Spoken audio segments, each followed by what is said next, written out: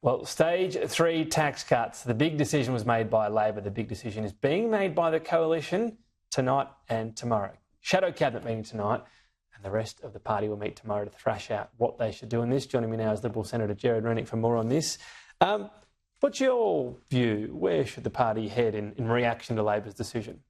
Well, Tom, we always welcome tax cuts for all working Australians, but there's two sides to this story. And while we'll welcome an extra $800 a year for middle-income earners, the fact is that under the Albanese Labor government, the cost of living for households has increased by $8,000.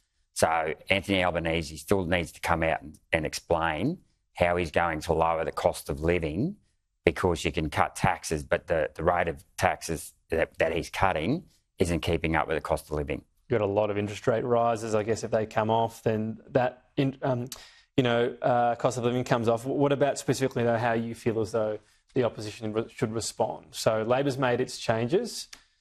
Should you keep all the tax cuts in place and go further?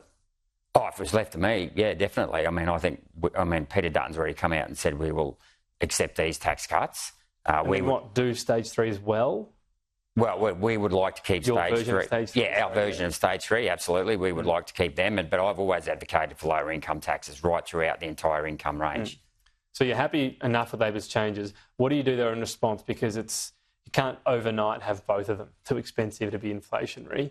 Do you go back to the drawing board and again do your elements of stage 3 over the next few years? Is that the with inflation at 5%, effectively, if we were to bring in the original stage 3 tax cuts, if we were to gain government next year, you would find that bracket creep would just about pay for the tax cuts as it is. But one of the things the Treasury don't do, and I think it's a wrong assumption that they use, is they don't model secondary effects.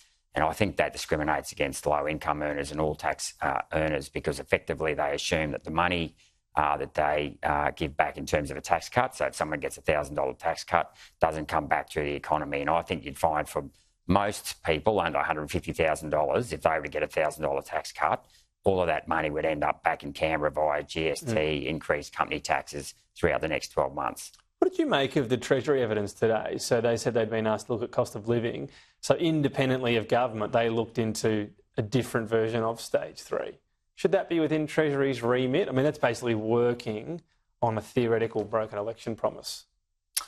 Oh, look, Treasury, I've got real issues with the way Treasury do a lot of assumptions, and This is not so much assumptions, but this is what they're choosing to look into. Yeah, choosing to look into. Is that fair enough?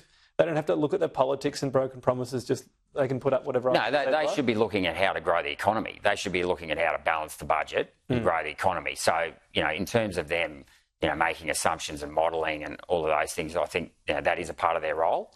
So I don't necessarily have a problem with that. It's up to the politicians to decide whether or not they've broken a promise. How would you describe the backbenchers' mood overall as to where they think Peter Dutton should go? I think they're very happy. Stage 3. I think they're very happy with Peter Dutton. Look, we still have to hold the Labor Party and Anthony Albanese to account for his broken promise. But we accept, when we put these stage 3 tax cuts in back in 2019, we weren't to know that inflation was going to be what it was.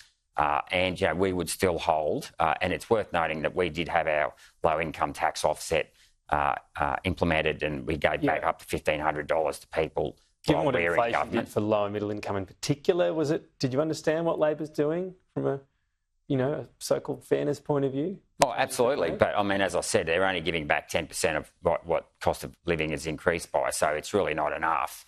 And ultimately, Labor have other levers, like lowering immigration would be a very easy lever to help relieve the housing crisis, and they can make other changes like we just discussed earlier in regards to laws around electric vehicles that are only going to drive the cost of living up. Just finally, so we haven't spoken for a while. I don't think we've spoken since you lost your pre-selection. How would you view your approach from here? Are you inside the tent still? Absolutely, Tom. I've always been inside the tent, and I've always been holding Labor and the Greens to account, and the bureaucrats to account. All right, Gerard Rennick, appreciate your time. Thank you. Cheers. Thanks, Tom.